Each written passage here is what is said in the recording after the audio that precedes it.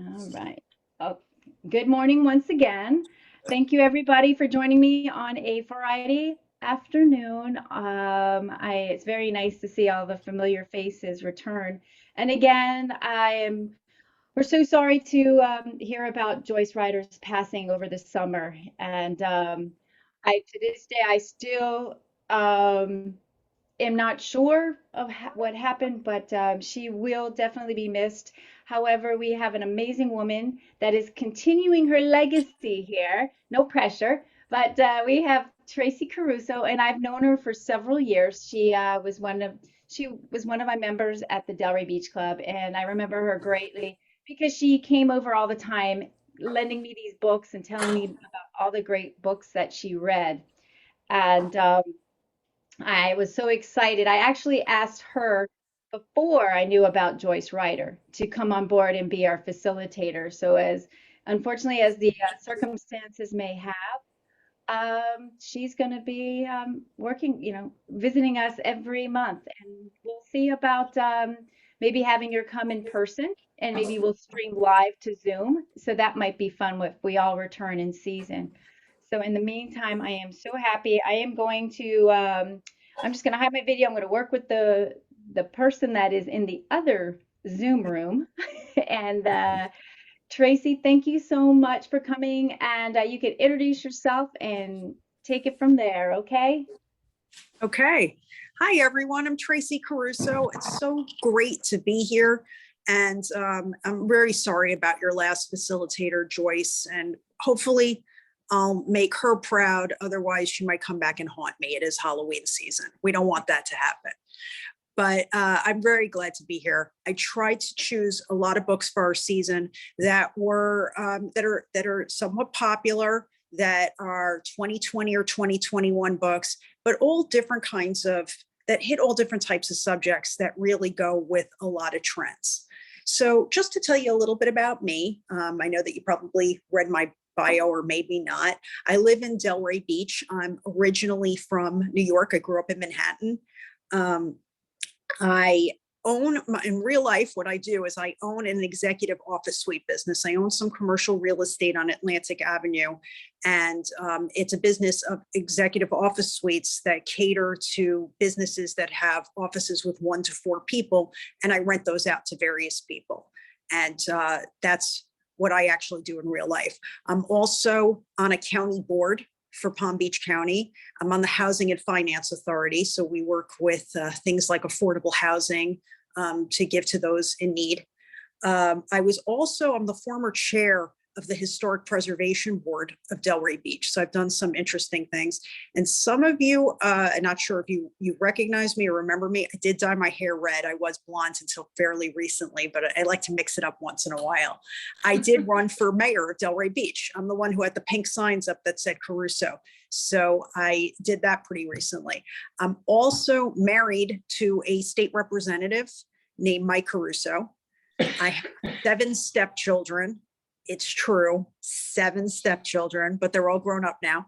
And I have 2 toy poodles that are adorable. If you hear a little barking, that's not a person in the background. That's a couple of my toy poodles that are here with me. We are actually in Tallahassee right now because my husband started committee weeks for session, and he needs to be up at the Capitol. So that's where I am. And what I have a great passion for and always have is books. I love books. I've been reading a lot. My parents read to me all the time as a child. Sundays were spent reading my parents would like to take out the New York Times and read that. And we would have bagels in bed and we'd read. And it was a very comforting time for me. And I think that that's really what got me into my love of reading. So during this past year and a half, I can't believe it, when the pandemic started, we were all stuck in quarantine. We didn't really have any connections to anyone. And I think that book clubs are a great way of connecting people. So I started a book club called the Socially Distanced Book Club, which, by the way, any of you are welcome to be a part of. No cost, no, it's nothing like that. We have different people run them. I often have authors come and talk about their books. I might actually be able to do that for us too, for a couple of these, possibly. I don't like to make those promises, but we have done it. We've done something like, I'd say 25 different books for that book club, and we've had 8 different authors on. So that's also an interesting experience to have. So I think that book clubs are a great way of connecting with people, even if we are doing it virtually a lot of the time. And I also think that's something that you guys might want to explore in the future, just for yourselves, or buddy reads. People do this a lot. And what that is you take one friend or 2 friends and you all read the same book and discuss it. It doesn't have to be such a formal thing where you have a ton of people. So that's always a fun thing to do too. And I belong to a few of those. So I've gotten exposed to a lot of books. I think that the beauty of book clubs is that you will often read things that you probably would never pick up on your own. Some of them you would, some of them you're like, this is not a thing I have any interest in, and you would never look at it. But then you read it and you're surprised by it. You either learn something or it's something that you end up liking, and you just have a whole new world opened up to you. And that's what I think is the beauty of book clubs. You can explore different worlds, you can explore different genres, and you can explore different lifestyles that you may not really even know anything about, all from reading a book. So it really, really takes you around, and it makes you do this. So I'm going to talk about, this is the way I figured that I would do this. I'm going to tell you, I'm going to give you an overview of Klara and the Sun that I've written, and a little bit about the author. And then I have some fabulous discussion questions that I hope can facilitate some great discussions. You're not a huge group, so any of you can participate, not participate, whatever you want to do. And it'll be, I think it's going to be fantastic. I don't know if any of you have read Kazuo Ishiguro's books before. He's had a number of bestsellers, but 2 of his bigger ones that were both made into movies are The Remains of the Day. And I remember, I've not read that book, but I saw the movie many years ago, and it was fantastic. One of the things that I admire about this author is he seems to really be able to slip into a whole bunch of different genres that just aren't like each other, that have nothing to do with each other. And he writes all of it beautifully. It's pretty incredible. His other big one is Never Let Me Go, which I did read. If, you know, and it's a debate with a lot of people, whether they like that one better or Klara and the Sun. So if you haven't read it, I would suggest reading it, because some of the themes are the same. This is definitely dystopian fiction. So if you like this kind of thing, that'll give you, I think it'll give you an interest in different things, different books of his, and that one might be good. He has 8 previous works of fiction, and he's earned many honors, including the Nobel Prize in Literature and the Booker Prize. His work has been translated into over 50 languages, and he's been given a knighthood in 2018 for services to literature, which I think is pretty impressive. One of the reasons that I actually picked this book, what actually piqued my interest, is Barack Obama comes out with a book list every year. Now, it doesn't matter what your politics are, what my politics are. I am fascinated by, a former president coming out with a book list every year. I think that's very interesting. And I tend to read a lot of those lists, and things like, if a celebrity comes out with a list, I'm interested in what they're reading and what they want to share with the world. And Barack Obama has come out with some very interesting reading over the years. And 2 of the books that I chose from this book club were on his list. It's this one, Klara and the Sun, and another one that is a totally different subject called Empire of Pain. So we have 2 different ones from Barack Obama's list, but that really intrigued me. And then I had a number of friends who read this book, and they really loved it. I'm also fascinated by the idea of artificial intelligence and where this world is coming to. We have, there's so many different things that are coming out about this. There are different movies, plays, books about the idea of artificial intelligence and what that means for our world. People have been worried about this for years, the idea of our jobs automated things. You see this now even in CVS. You go there and it's self-service for checkout, and it's taking away human jobs. People are very concerned about this.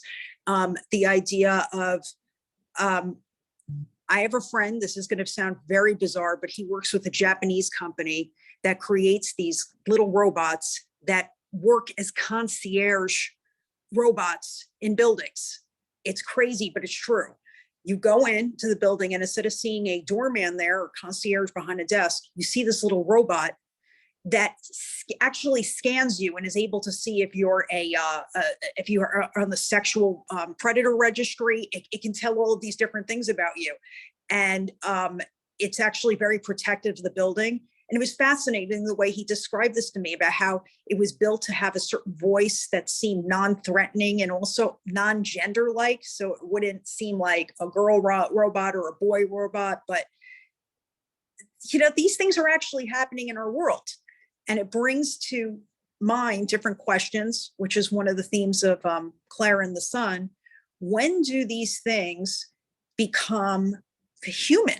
What does it mean to be a human? If you're a sentient being and you can go forward and have your own thoughts and ideas without being programmed to do it, when do you go from essentially being a therapy dog or, a servant to being a person with your own life and ideas and thoughts? And I think that Klara and the Sun has explored this idea beautifully.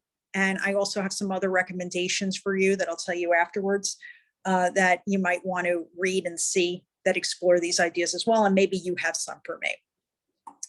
So that being said, Klara and the Sun was published on March 2nd, 2021. So it's a new book. And I already mentioned that Ishiguro has been awarded the Nobel Prize in Literature. This is a thrilling book, and it offers the world through the eyes of an unforgettable narrator. I think we can all agree that Klara is an unbelievable narrator. And the book really explores what it means to love. It's the first novel that Ishiguro has been done since he was awarded the Nobel Prize in Literature. It tells the story of Klara, who is an AF, or artificial friend, and she has outstanding observational qualities. And from her place in the store, she watches carefully the behavior of those who come to browse and for those who pass on the street outside. She remains hopeful that a customer will soon choose her. The Nobel Committee described Ishiguro's books as novels of great emotional force. And he has uncovered the abyss beneath our illusory sense of connection with the world. And I don't know about any of you, but I personally, I cried when I read this book. It was, I thought it was deeply moving. I really did.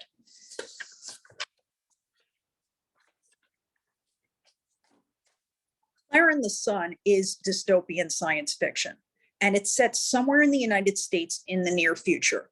One of the things that Ishiguro is known for doing, and you'll notice this in all of his books, is that he doesn't give you a ton of information about the world that he creates. He gives it to you in little drips and drabs. He gives you just enough, not to complicate it, but just enough that you need to know.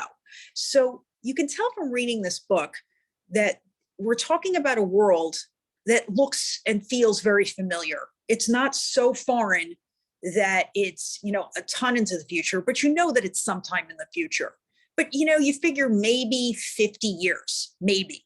It's something that we can all recognize, but it's not totally foreign and totally different. And even you'll notice throughout the books, when Klara describes certain things in the world, she describes them in shapes, but they're familiar. Like she describes the humans as having their oblongs. I don't know if anyone remembers that. And it was essentially a tablet, like some type of an iPad, iPhone kind of thing. And that they're always, on their oblongs.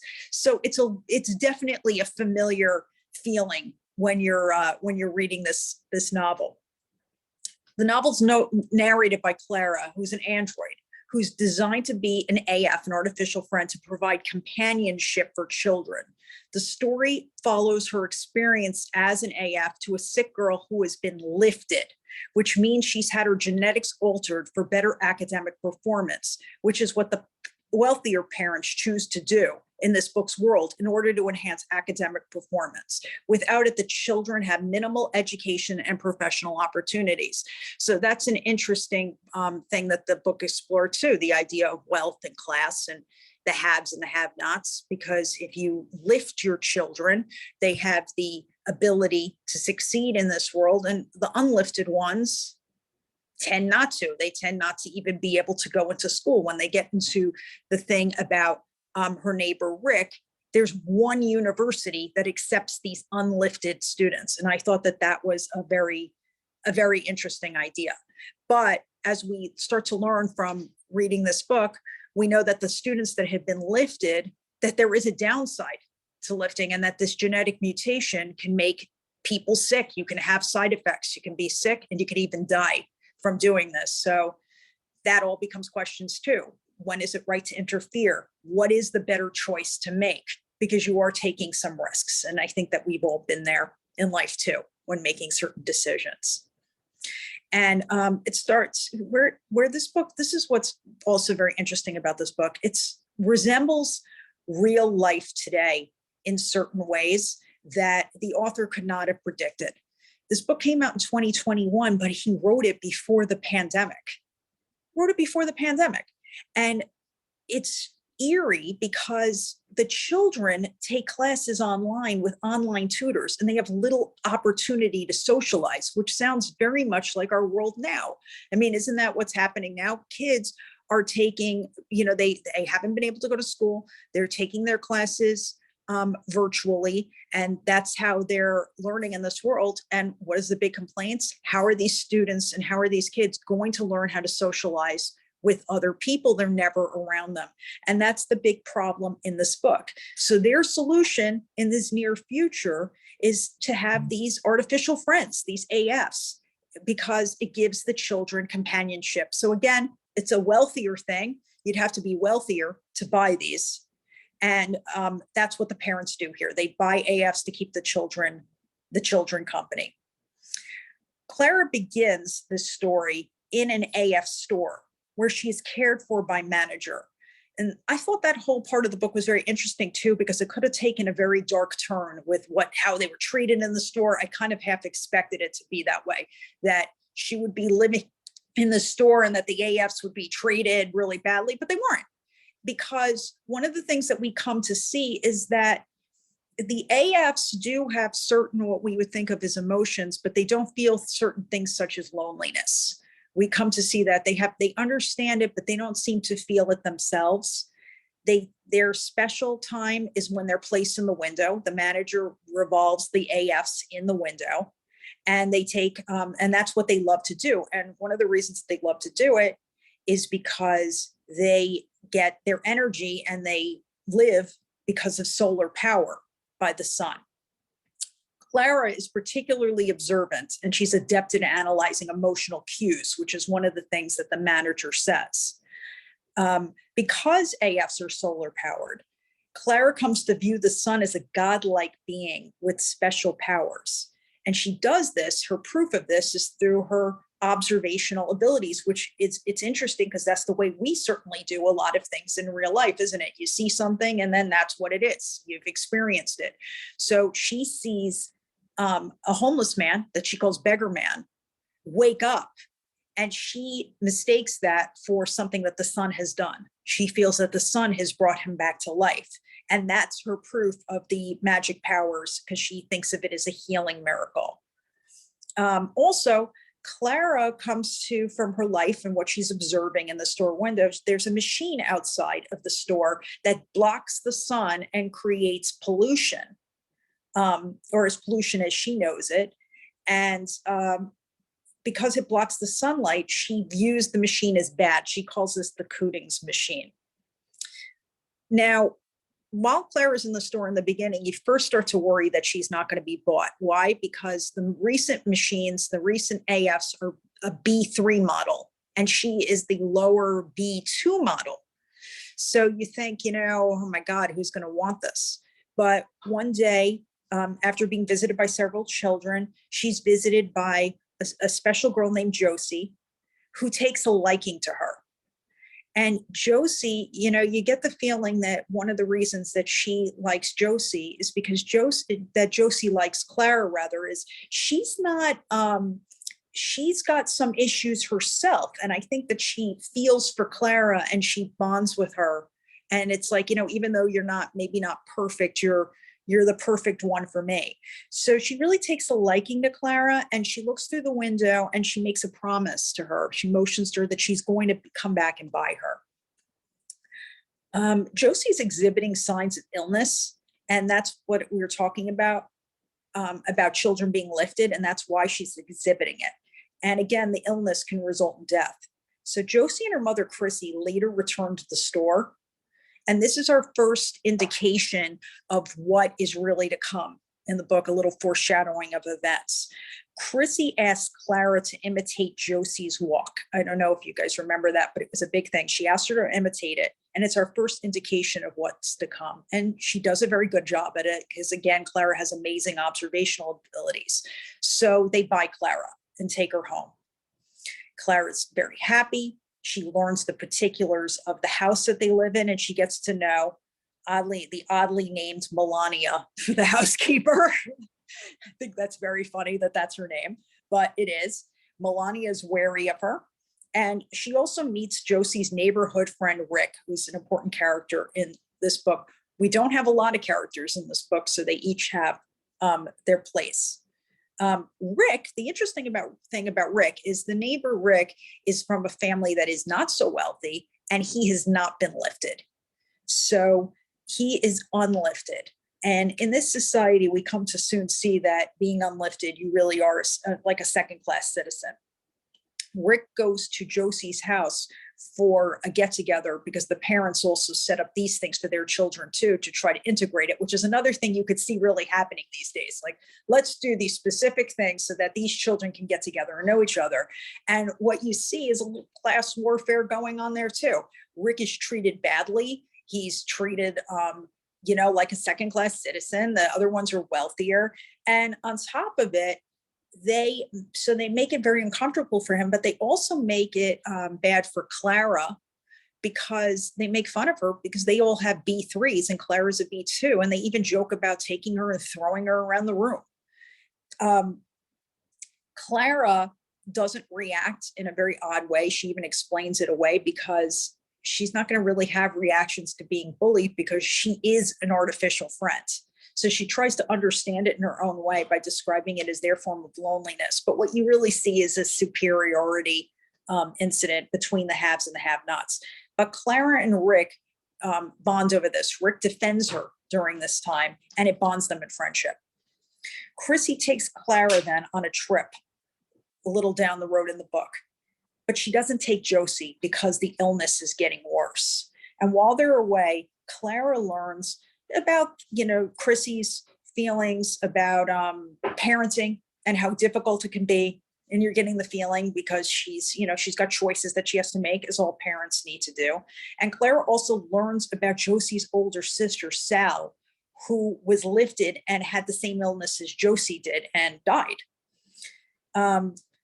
When they get home, Klara notices that Josie, because of her observational abilities, that Josie is cold towards her and has a new attitude towards her. It's just a change in attitude. Rick and Josie, so Rick the neighbor and Josie, start spending more time together as Josie gets sicker. They start drawing pictures together, and they start bonding over these. She does these pictures, and they write in the thought bubbles what the characters are thinking, and that's their fun together. They end up getting into a fight, and Josie draws a picture for him as an apology, and she sends Klara to give him the picture. Klara goes to Rick's small, and that's when we see that his house is small and shabby, and that you get the idea of him not being as wealthy and having as much. And Klara meets Rick's mother, Helen, who asks her to convince Rick to go to, I think it was called Atlas Brookings. It was the name of the university that she wants him to go to. And it's the only university that accepts unlifted students. Rick has some talents with drone drawings, and she thinks that he has a future and she wants him to go there. Outside of Josie's home, there's something else that offers as a big figure in this, and it's McBain's barn. Klara decides that this barn is the resting place for the sun, that's where the sun goes at night. And she starts to believe that the sun has the ability to heal Josie. And she decides that because that Cootings machine from the beginning of the book, that it brought out pollution, that the way to heal Josie is to make an offering, so to speak, to the sun and stop the Cooting's machine from working. She believes that if the pollution stops, the sun will be pleased and it'll help Josie. But she doesn't speak of her plan at this point. She finds out that there's a trip that's planned for the city where the machine is. And they're going there because Josie is sitting for a portrait at a studio for a man named Mr. Capaldi, which is another, it's kind of like a villain in the story. They go to the city, to Mr. Capaldi's studio, and meet Paul, Chrissy's ex-husband, and Josie's father. Paul sees the unfinished portrait and gets upset, and he leaves with Josie.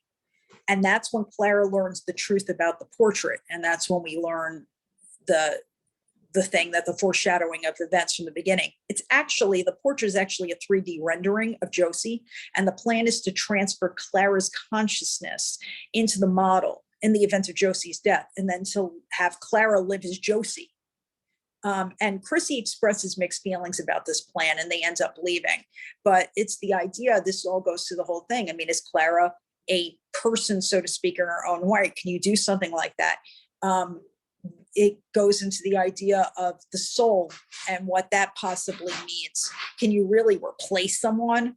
I mean, we go through this sometimes with our pets. I know a lot of people have. You have my poodle passed away in 2018. I was devastated, and I got another one. And you know what? It's a great poodle, and I love this new poodle, but the poodle is not the same as the other one, and those are dogs. So, I mean, can you really do this with a person where you're going to put in Klara's consciousness into it, pretend it's Josie?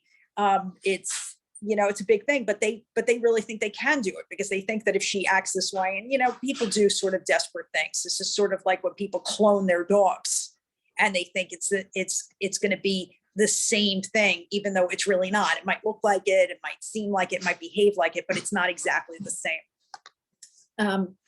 So after this incident with the 3D rendering, Klara takes a car ride with Paul, Josie's father, and convinces him to take her to disable the Cooting's machine, which she does by using an extracted solution from her neck, which seemed odd, but that's what they did.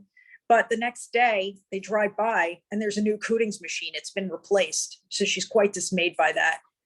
Then in the meantime, she goes with Rick and Helen, and they go to meet Helen's ex-boyfriend, Vance. Now, again, Helen is Rick's mother.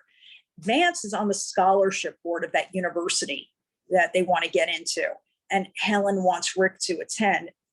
Now, Vance is impressed by Rick and his drone designs, but he's upset with Helen, who ignored him for years and ended their relationship.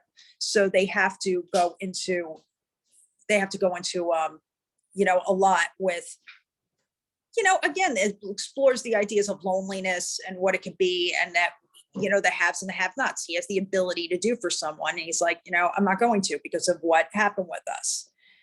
So here's where we start getting towards the end of the book. Josie gets sicker. And what happens is Klara returns to McBain's barn and prays to the sun again, because she's upset that the Cooting's machine plan didn't work. After days of rain, the sun comes out and Josie starts to feel better. Years pass. Klara is largely discarded and ignored, which is the part of the book I found very sad.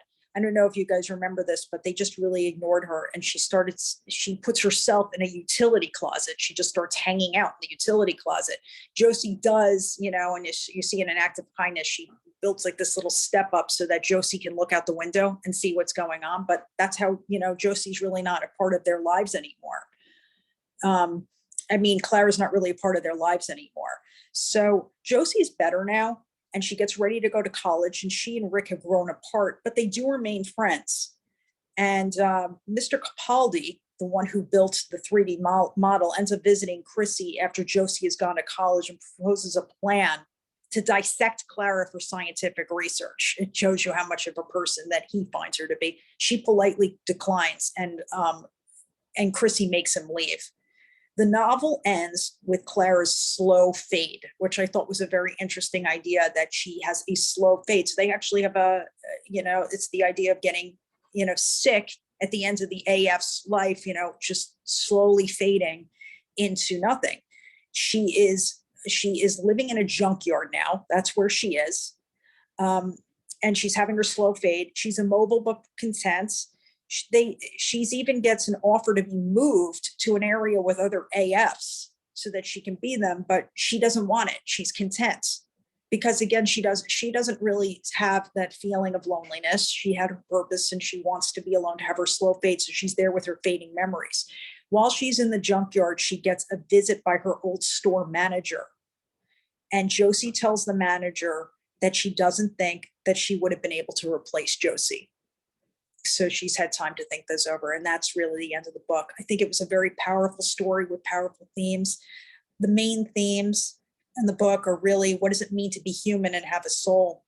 Faith and loneliness, the importance of hope, the nature of learning through perception, sacrifice as an expression of love. Some other books that I think that you might be interested in if you really like this one. I read a book this year called The Hierarchies by Roz Anderson. It was, okay, there's kind of some sex in it that's a little bit violent, just to warn you of this, because it's almost like Klara and the Son meets the Stepford Wives. It's about a woman that's made. They make women into this, and the reasons for it and why and how they live in society. And there's a lot of commentary about feminism, and it's a very interesting story. I couldn't put that one down. Another one that I thought was interesting, if you like Ian McEwan, I think he's an amazing author. He wrote a book called Machines Like Me, and it takes place in the 1980s with a male robot, so to speak. And that one is interesting because it's the reason for that they have it, that they get him to begin with, and he ends up in a love triangle. So that was a very interesting story. A movie that I saw a long time ago that I think that you guys might like if you've never seen it, which explores these topics, was an old Steven Spielberg movie with Haley Joel Osment called AI, for Artificial Intelligence. And a television show that's been out recently that explores these ideas in a way of like, really, what does it mean to be human and what's acceptable to do if you have these things that are actually sentient beings, is Westworld. So I don't know if any of you have seen it, but Westworld's a very interesting one. Some other things that I want you to know before we launch into discussion is, I don't know if you guys know this, but there are now book trailers on YouTube. So when you see a book come out, just like you see a trailer for a movie, they actually have them for books now. I discovered this recently. I thought that was very interesting. So for those who want to learn about new books, I mean, it tells you about, it is exactly like a movie preview. And so you get the ideas of, what the book is going to be. And another interesting thing that they do now is on apps like Spotify, authors have done playlists for their books now. And what that means is it's songs that they put together, music that they put in a list. And the idea is you play it while you're reading a book, and it gets you even more in the mood of what, that type of thing is going to be. So if it's, dystopian, maybe it's a little darker. If it's a book that takes place in the 60s, you're hearing, 60s music, and it really kind of makes you more immersed in the experience, which I think is interesting. So that being said, I want to get to the first theory about this book, and I want to know if any of you thought this. There is a theory about this book that Josie is replaced, that when she got sick, that she actually was replaced, and that it was so good that even Klara didn't see it. And that's why she suddenly gets better and go to college. I mean, I did think that was odd. There wasn't a huge explanation for why she suddenly gets better and she's fine when it's pretty clear that she's on her way to dying. So my first question for all of you is, do you think that that's what happened to her? What do you guys think? And I'll let Tammy, so Tammy, if you want to. Yep, I'll unmute people. So just raise your hand, everybody. Or so I have Mrs. Fetter. You're fine. Hi, Buzzy. They explain that she places her to be by the window to get the sun. She's safe. thinks that the sun did it. And you know yourself, when you go outside some days and you feel the sun, you do get a certain feeling and energy that can come. And he describes that, I think, extremely well. But he Mhm. thinks that it healed her, and Klara thinks it healed her, and I think Josie thinks it healed her. So Hmm. who knows? An emotional can be a positive instead of a negative. There you go. You Mrs. got you Newman? got a point. I feel like the sun heals me a lot of the time when Yeah. when I'm not And, doing well.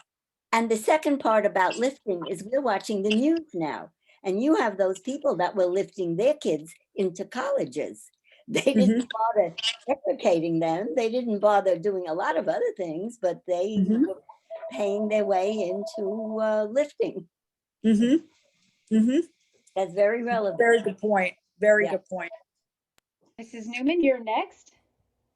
I just was going to say that I agree with what Buzzy said as well. But at the very end, because I wondered about that scene as well, and at the very end, they said they were worried that Josie would continue feeling well, but once you made it over that hump, you were cured. That there was a brief moment of discussion that said once your body makes it over this whatever that it was working through, you're well. So I guess at the end I made the assumption that sure, it's lovely to think the sun did it, and I'm all for it, and I'm all for Klara healing Josie, but perhaps you get really, really, really sick like you do many times with many illnesses, and then your body just kicks in and heals. Mhm. Mhm. Could be. Okay.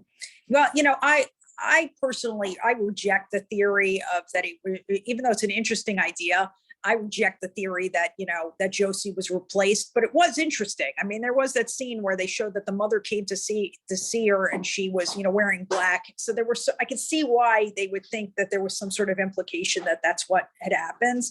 But, I agree with you, Ms. Newman. I mean, I think that it seems as though she really got better because that's what happens sometimes with illnesses. It doesn't always happen, but it does. And I think that that's what happens. Let's go on to the next question, which is, we know that this takes place sometime in the future, and we were discussing this at the beginning. What elements of the novel felt, some of it felt familiar. What felt hard to imagine? And what do you think that you saw in this that could be a possibility in our lifetime?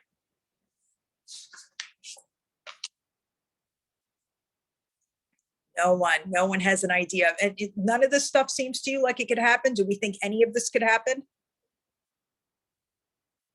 Mrs. Newman, go for it. I think Yes. all of it could happen. Yeah. I didn't see any of it as being far-fetched. I hope that I agree with Paul, with the father, that you really could never replace a person with a machine because, as you said, the nuance of, Klara didn't feel hurt, didn't feel left out. The nuance of the emotions that human beings feel that at this point one couldn't imagine that a machine could have that much ability to he called it the heart, you called it the soul, to have those feelings. So I mean I see the whole thing as possible. Yeah. I think so. I think so too. I think it's very possible. And I thought it was interesting that Klara herself said that she didn't even think that she could replace Josie, that was that she had some type of understanding of that. Anyone else want to say something about this? I read a book recently this summer, but I forgot the name of it, where wealthy people remake themselves and then they don't die because they take that essence and put it into the new spiffy person. I don't know if I read it on a book group or why I read it, but I did. It seems to be the new artificial intelligence theme that's coming around, but it was very similar. in some ways to this. Does anybody read it? I'll look it up. I haven't, but I'm fascinated by it. I'm fascinated by that idea. Would anybody want to do that? If any of you could, Can you? at some point, take your essence, if there was some way to do this, and it could be transferred into, like, let's say another body or something else, no sickness, no whatever. Would you want to do it? Oh, I It would see be some fun, head wouldn't nodding it? no. I see some maybe. It depends how Good for hot you. looking the new thing is. Mrs. Levitan, what would you I like to wanted- say?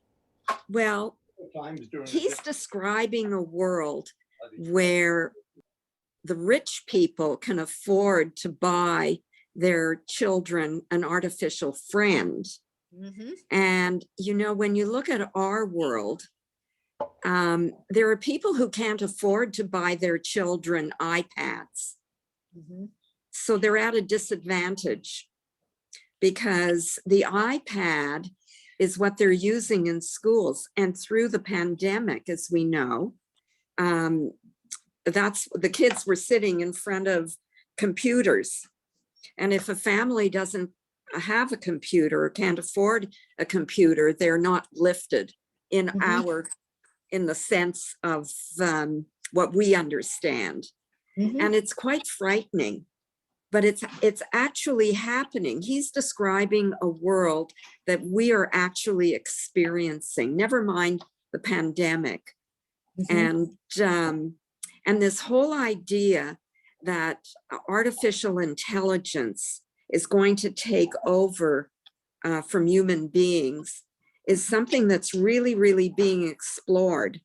That not so much that it's going to be, they're going to take the essence of a human being and put it into a robot, but that the robot is actually going to become so sophisticated that human beings will no longer be needed in the world for any functions.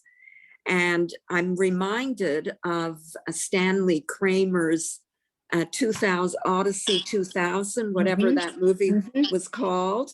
And there he is in space, and he's giving directions to Hal, the computer, and Hal refuses.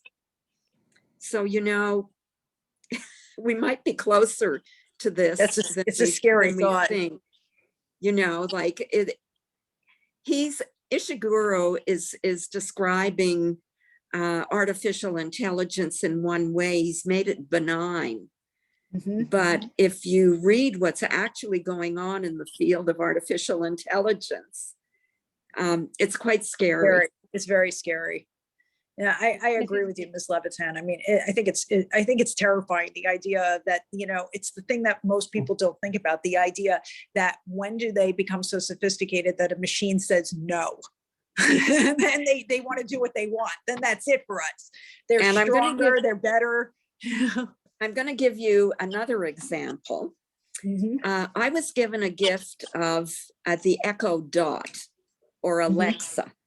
And I plugged it in and I used it. And my kids said to me, you really shouldn't use that because Alexa is always listening. So I want you to know that I've unplugged Alexa because I realized that they're right. Alexa is listening. Alexa was always listening. If I was in the kitchen where I had it plugged in, if I started talking on the phone, one day I looked over and I noticed the light was on in Alexa. Anyway, I've unplugged Alexa, but Amazon keeps on sending me messages that I haven't made good use of Alexa. Interesting. So I thought you were going to say that Alexa pops on even though you unplugged her. That would be. Oh, no, that no, would be, no. that sounds like another Alexa book. still needs power. Okay, it is Oh, funny. you know. Mrs. Menkins, what would you like to say? I want to say that at this point, we have, can you all hear me? Yes. Yes. I have an echo as I'm speaking. Okay. No. Okay. So we have through robotics, we have robots that perform everything.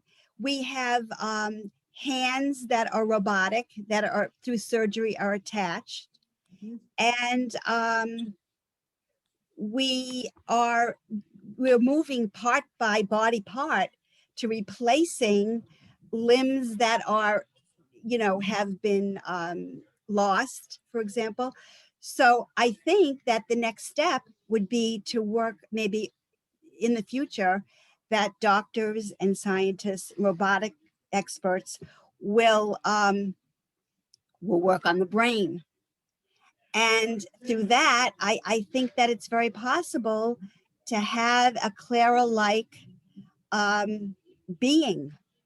So I think it's very possible. I think we're really, really on the way. And I think that in years to come, I'm going to say 100, but I think sooner, much sooner than that, this will be like this book will be almost a prediction of really, really what's to come. It was, to me, it was more believable than not believable. Hey, do any of you here today and watch soap operas? Do any of you watch like General Hospital or anything? Have if you haven't, they're already injecting fluid into people's brains and changing their personalities and switching bodies and minds. Yeah, soap operas are already doing it, but you have to see it. But anyways, that I agree with you, Ms. Mink, is that if people can create this and think of this, you know what? It's not. It's going to be pretty quickly that we're going to actually be able to do this if people are even thinking about it now. Mrs. Fader, here Yeah, you go. a fast Alexa story. When we got it, my husband didn't discuss anything with it, but he plugged it in, turned to it and said, "Alexa, what's my wife's name?" And she said, "If you don't know that, you're in big trouble." So that's Alexa. But I thought reading the book, the only one who really had love was Klara.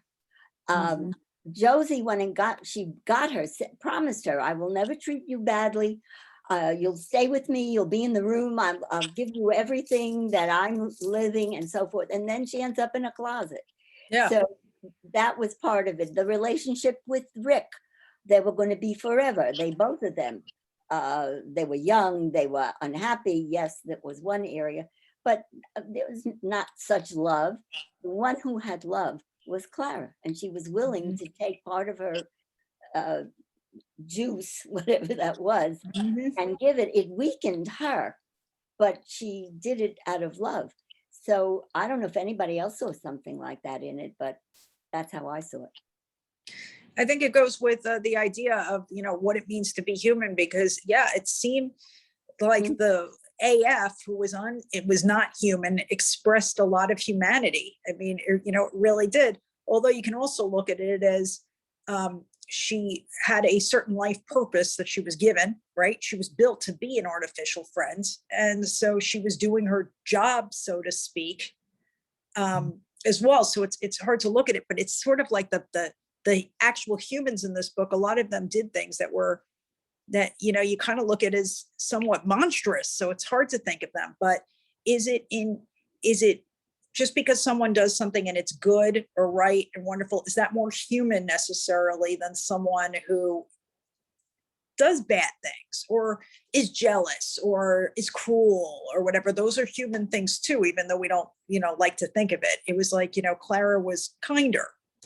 Although who knows what would happen to her in the future. Miss Levitan is right. I mean, God knows. Klara could become the thing in the future that imprisons all of these people. And then maybe that's more human. Who knows?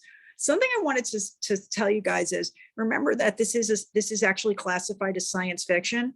And books that are science fiction can actually happen, as far as we know. When they get changed to what a book difference between fantasy and science fiction with any of these books is, fantasy is something that they already know could not happen.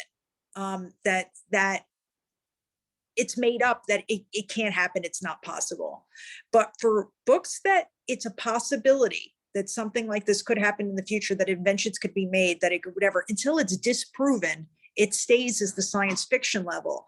When it's not, when they show at some point this thing can't, then that book actually becomes fantasy. So I think that's a very interesting idea that these things, as it stands right now, this book is classified as science fiction, which means that the thought is that, yes, these, something like Klara could really exist. And, I don't think I really want to see it in my lifetime. Although if I got something like Rosie the robot from the Jetsons that did my laundry and cooked my food and bought my groceries, I'd be very, very happy. So it depends. So, my next question to all of you is that Chrissy and Helen made opposite choices in regards to lifting their children, and both have immense guilt over it. Josie believes her mother made the courageous choice. And I want to know, do you think that is Josie correct?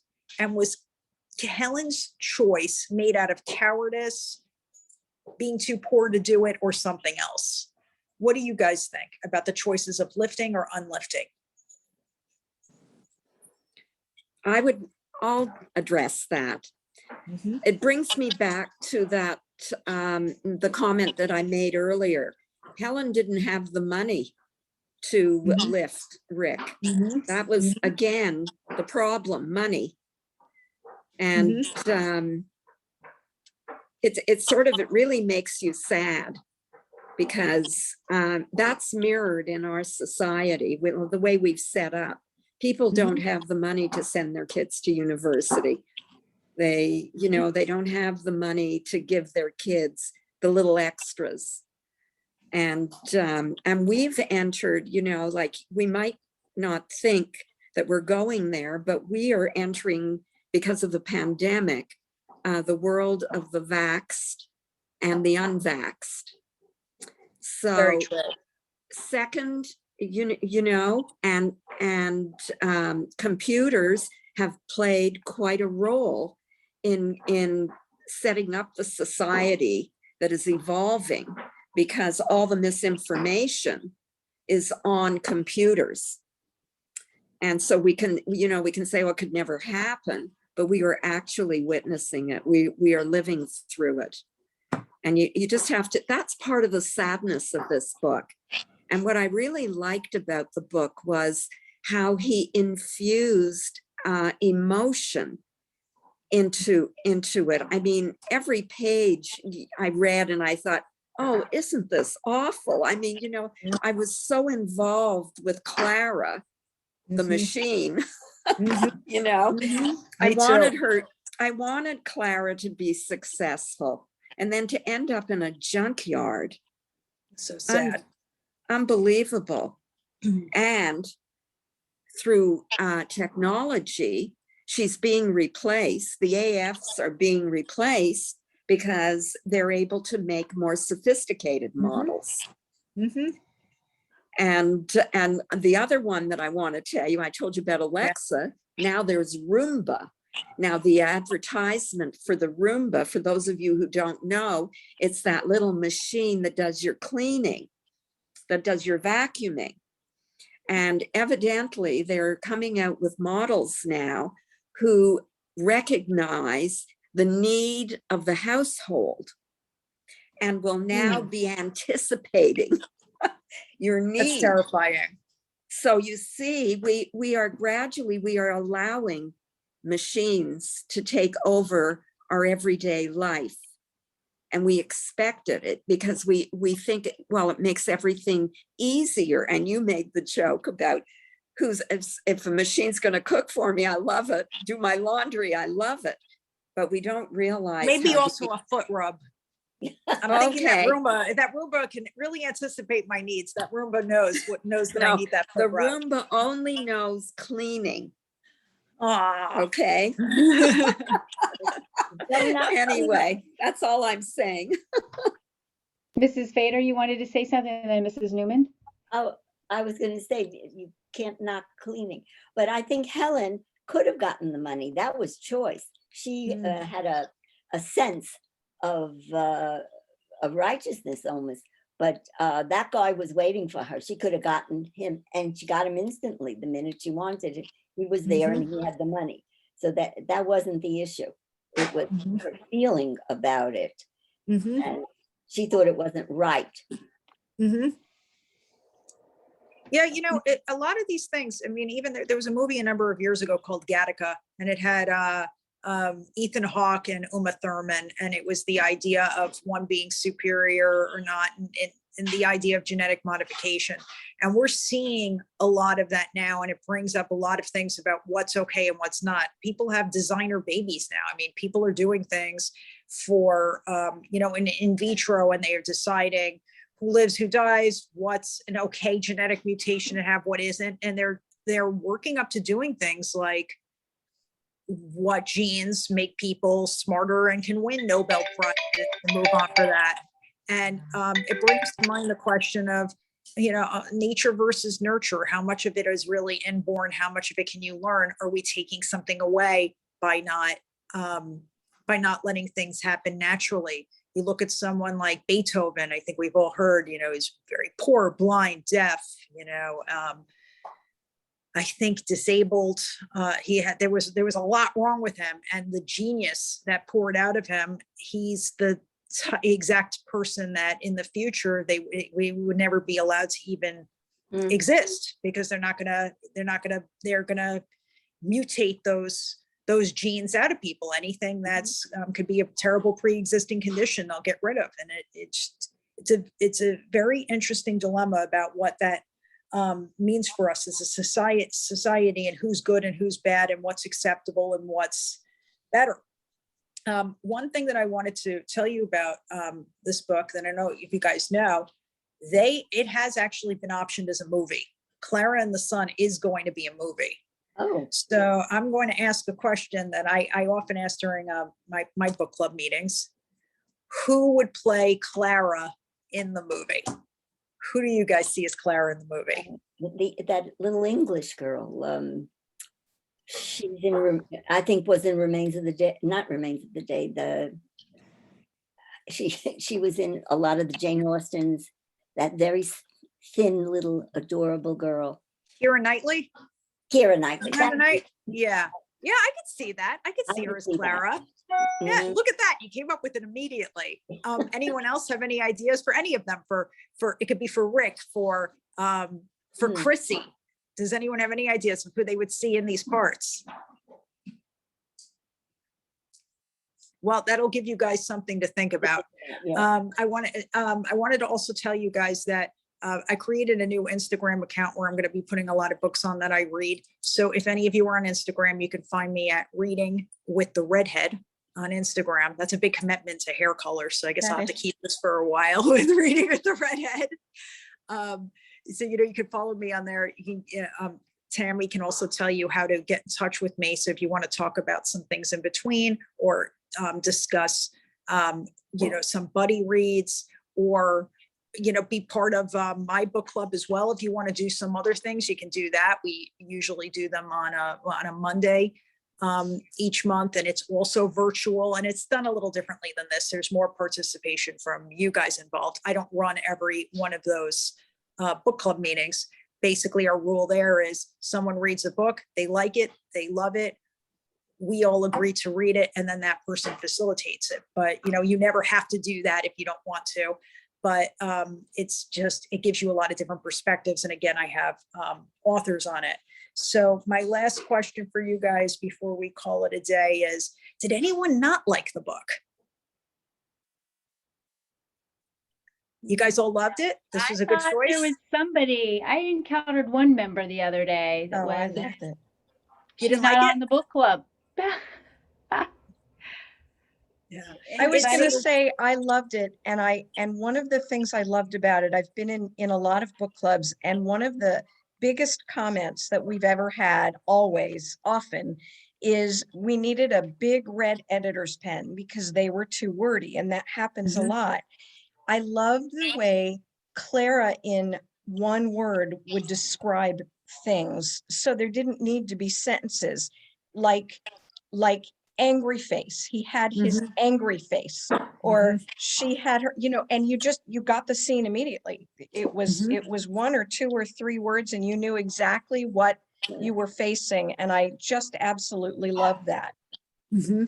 I had one other comment, if I could make it real quick. I don't want to open up a can of worms, but I saw a relationship you know, at the very end, Clara's in the junkyard, right? Yes. Because she was no longer of use. So they put her there to fade. I'm Mhm. embarrassed to tell you that I see a relationship with seniors, with a lot of old people, that once they're not of use to a family, and that's, I know that's a sweeping generalization, but they go into, hopefully they're better now than they used to be, but assisted living, where they just kind of wait to die, or into a care home. And I That saw that was actually one of the, I have a whole list of questions, and obviously there, there isn't time to, you start getting to discussion, and that's the point. Yeah. But that was one of the questions, actually. Do you see a relation to real life between what happened with Klara and her slow fade and what we see happen in real life, and Mhm. what happens with people when they're either no longer of use, or they're just, um, their idea of a slow fade. That was one of the things that's I think why I felt so sad at the end. I mean, it did seem very much like what happens. I completely agree with you. Anyone else? Anyone else? Do you like it, not like it? I know I would love for you, before we do go, is to just give us a little synopsis of the book that we're going to have next month. And but I don't Okay. want to interrupt if anybody has No. any questions, but I'd love to have a little synopsis. Yes, hang on, Mrs. Fader, and then we'll go, because then Uh-huh. we're at our, This was delightful. And this was really one of the best book groups I've been in, because you really got around and you gave a good background and you're a very good leader. And it was really a Thank lot you. of fun. It was like coming back into the world. Next week we're coming Aw. to, so oh, looking that's forward great. to. Well, thank you for that. And I hope you get your friends to join, and for, other people to get involved. I really love doing this. And, you guys are a great group. It's great to see you. And next month, we're going to be reading The Midnight Library, which was a very, very popular book in 2020. And that one brings up a lot of different subjects as well, about if you could live your life and make different decisions and go in different directions, what would you do differently? Would the outcome have meant anything differently in your life? I really thought it gave food for thought. I thought it was one of the more interesting books that I've read. I think that Matt Haig is a brilliant author, and the book really surprised me. It got so much hype at the time, and often when a lot of these books get hype, they're very hyped up. I read them and I'm disappointed by them. I don't like how they turn out. I think that they're juvenile, or they don't. But this one really, it's not a hard read. It's not a long read. I think you guys all really like it, but it's very different. And I think it's going to be great discussion. So I hope that you guys pick up The Midnight Library, that you love it as much as I did. And I'm really looking forward to that discussion next month. All right, thank you. Anybody last minute before we hang up? But thank you again. I know Fridays, you guys could be golfing, you could be playing tennis. There's a lot of other things. So I appreciate you just taking that one Friday morning a month and joining us. So thank you. I'm going to stop the recording now.